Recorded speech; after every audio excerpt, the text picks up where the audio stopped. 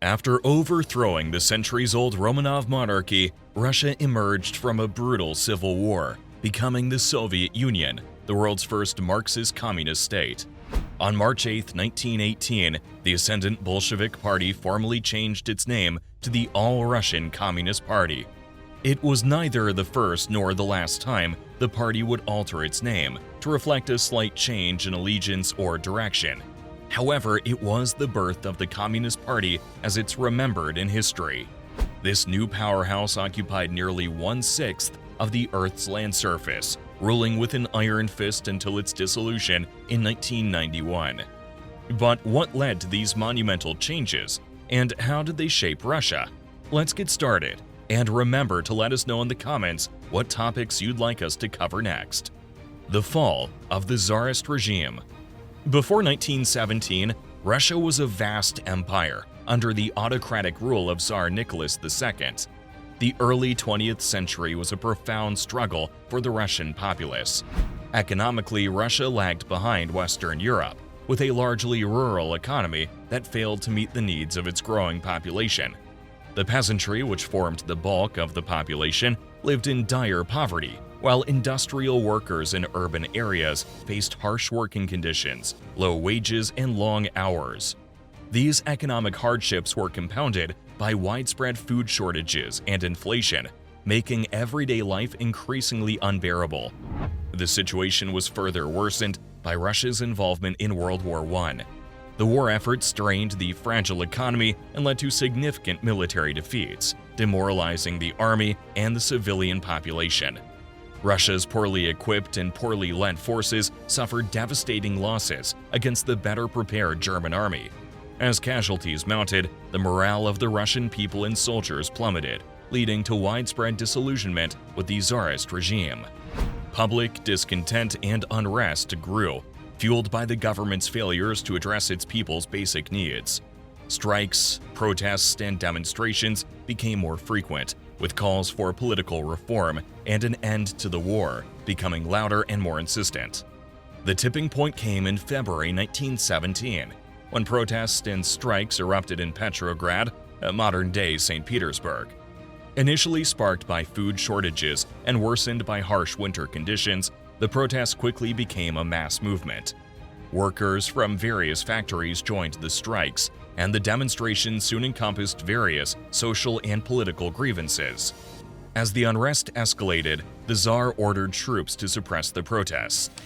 However, many soldiers sympathized with the demonstrators and refused to fire on them. Some even joined the protest, further swelling the ranks of the revolutionists.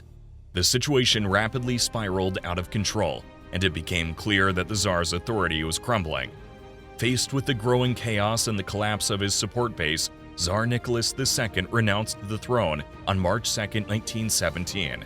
His resignation marked the end of over 3 centuries of Romanov rule. The rise of the Bolsheviks. After the resignation of Tsar Nicholas II, the provisional government took control, aiming to establish democracy in Russia. However, it faced significant challenges from the outset. One of the main issues was its inability to maintain order. The government was a coalition of various political factions, leading to indecisiveness and internal conflict. It struggled to address the immediate needs of the populace, such as food shortages and land reforms, which only fueled discontent. Another critical challenge was the provisional government's decision to continue fighting in World War I. The war had already caused immense suffering, and the decision to persist in the conflict was deeply unpopular among the war-weary soldiers and civilians. This move eroded the government's support and credibility, increasing unrest and opposition. Simultaneously, the influence of the Soviets, especially the Petrograd Soviet, was growing. These workers' councils represented the interests of soldiers, workers, and peasants, and often clashed with the provisional government. The Soviets, dominated by socialist parties, including the Bolsheviks, became a powerful parallel authority, undermining the government's efforts to stabilize the country. Amidst the turmoil, Vladimir Lenin, leader of the Bolshevik Party, returned to Russia in April 1917 from his exile in Switzerland. His return was facilitated by the Germans, who hoped Lenin would destabilize Russia and force its withdrawal from the war. Upon his arrival, Lenin began galvanizing the Bolshevik movement with his radical ideas and clear vision for Russia's future. Lenin's strategy was encapsulated in simple yet powerful slogans like peace, land, and bread. These slogans addressed the core demands of the Russian people: an end to the war, redistribution of land to the peasants, and relief from hunger. The Bolsheviks promised to withdraw Russia from the war, which resonated deeply with the exhausted and demoralized soldiers. They also advocated for land reforms and workers' control over factories, appealing to the broad masses dissatisfied with the provisional government's inaction. Through persistent campaigning and propaganda, the Bolsheviks gained significant influence in the Soviets, particularly the Petrograd Soviet. By October 1917, they had amassed enough support to challenge the provisional government directly. This culminated in the October Revolution. The October Revolution, also known as the Bolshevik Revolution, it was meticulously planned by the Bolshevik leadership. The groundwork for the coup began months before the actual takeover, with the Bolsheviks working to build support among Petrograd workers, soldiers, and sailors in modern-day St. Petersburg. Key leaders, primarily Vladimir Lenin and Leon Trotsky, orchestrated the strategy. Having returned from exile, Lenin was the ideological force behind the revolution. He pushed for immediate action, believing the time was ripe for a proletarian uprising. His radical vision and persuasive rhetoric galvanized the Bolshevik base and attracted new supporters, disillusioned with the provisional government's failures. Trotsky, who became chairman of the Petrograd Soviet in September 1917, was instrumental in the practical execution of the coup. He organized the Military Revolutionary Committee, or MRC, which served as the command center for the revolution. The MRC coordinated the efforts of the Red Guards, armed factory workers, soldiers, and sailors loyal to the Bolsheviks. The actual seizure of power occurred on October 25, 1917, at November 7th in the Gregorian calendar. The Bolsheviks, under the cover of night, began their takeover by securing strategic points throughout Petrograd. This included the telegraph offices, railway stations, and key bridges, effectively cutting off communication and transportation routes for the provisional government. The revolutionaries faced minimal resistance, largely because the provisional government had lost significant support among the military and the populace. Many soldiers and workers were sympathetic to the Bolshevik cause, or simply indifferent, tired of the ongoing war and economic hardship. The government forces' lack of a strong defensive response allowed the Bolsheviks to take control swiftly and efficiently. One of the most iconic moments of the revolution was the storming of the Winter Palace, the seat of the provisional government. Although often dramatized in Soviet propaganda, the takeover of the palace was relatively unremarkable in terms of violence. The Red Guards entered the palace and arrested the ministers of the provisional government, who offered little resistance. By the morning of October 26th, the Bolsheviks had effectively seized control of Petrograd. They announced the establishment of a new government, the Council of People's Commissars, with Lenin as the head. Consolidation of power. Following their successful coup in October 1917, the Bolsheviks moved swiftly to consolidate their power. One of their first actions was to issue a series of decrees addressing the most pressing demands of the Russian populace. The decree on land abolished private land ownership, redistributing land among the peasantry. The decree on peace called for an immediate end to World War I, appealing to the war-weary soldiers and civilians.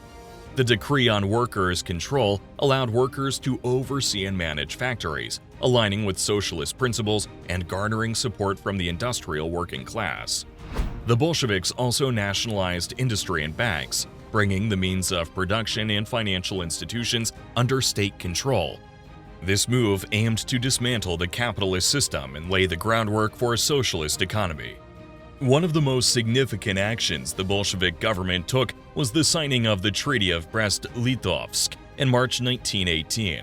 This treaty marked Russia's withdrawal from World War I, fulfilling the Bolsheviks' promise of peace.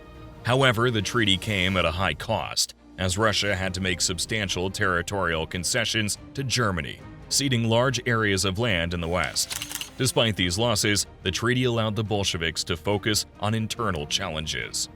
The consolidation of Bolshevik power was far from uncontested, leading to a brutal civil war between the Red Army, the Bolsheviks, and the White Army, a coalition of anti-Bolshevik forces. The Civil War lasted from 1917 to 1922 and saw numerous key battles and significant turning points.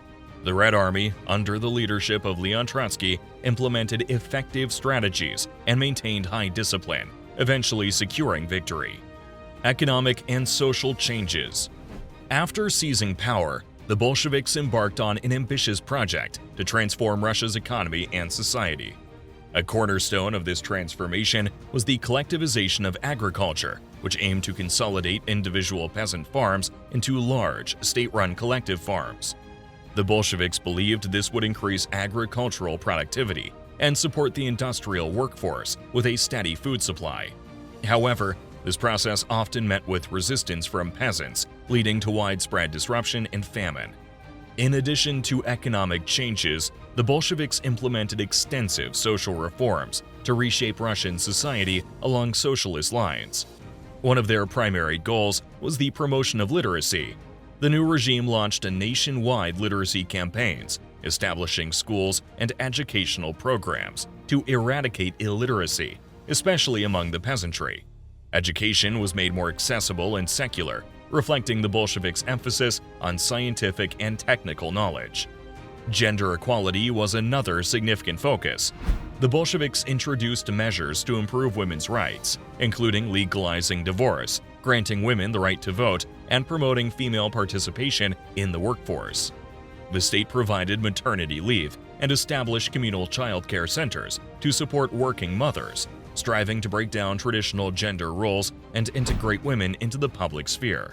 Formation of the Soviet Union. The formation of the Soviet Union marked a significant milestone in the consolidation of Bolshevik power. On December 30, 1922, the Union of Soviet Socialist Republics, or USSR, was officially established. This new federal state comprised multiple Soviet republics, including Russia, Ukraine, Belarus, and the Transcaucasian Federation, which later split into Georgia, Armenia, and Azerbaijan. The USSR was designed to be a centralized one-party system governed by the Communist Party, which held ultimate authority over all political and economic decisions. The consolidation of a totalitarian regime accompanied the establishment of the Soviet Union. The Communist Party, under the leadership of Vladimir Lenin and later Joseph Stalin, sought to eliminate any potential threats to its authority. This led to widespread political repression, characterized by suppressing opposition and dissent. Political parties other than the Communist Party were banned, and former political rivals and critics were persecuted, imprisoned, or executed. Censorship became a fundamental tool of the Soviet regime, with strict controls over the media, literature, and the arts. The state monopolized information, ensuring that only propaganda supporting the Communist Party and its ideology was publicized. This censorship extended to all forms of communication, including newspapers, radio, and eventually television, creating a controlled environment where opposing voices were silenced. State control penetrated every aspect of life in the Soviet Union. The government exercised tight oversight over education, aiming to indoctrinate citizens and communist principles from an early age. The secret police, known initially as the Cheka and later as the NKVD and KGB, played a crucial role in enforcing the regime's policies, conducting surveillance, and rooting out perceived enemies of the state. This period set the stage for the Soviet Union's complex and often turbulent history in the decades to follow. So, how might history have changed if the Bolsheviks had not succeeded in establishing the Soviet Union? Please let us know in the comments section below, and remember to like and share. Also, hit the subscribe button to get notifications on the latest uploads on the channel. As always, see you in the following video.